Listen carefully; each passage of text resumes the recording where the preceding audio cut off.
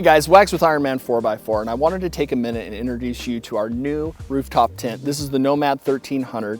It's an ABS plastic top, clamshell, side open rooftop tent. First off, my favorite feature, this plastic top is super sleek. It's got some aero channels in it, so when it's all packed down and you're driving on the highway, the thing just cuts right through the air. If you've got a small SUV or a crossover, this is the one you want to go with. It's got really big windows in it. It's got a sunroof, or I guess moonroof, depends on what time of day you want to use it.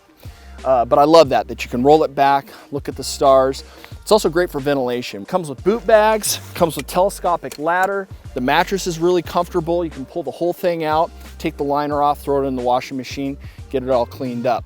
This thing sets up and packs down super quick. I think it took me like 3 minutes. It's a couple straps, you pop the thing up, you get your window rods installed, and you're good to go. I love this tent. I think you will too. If you got questions or want to pick one of these up, go to Ironman4x4America.com and check it out.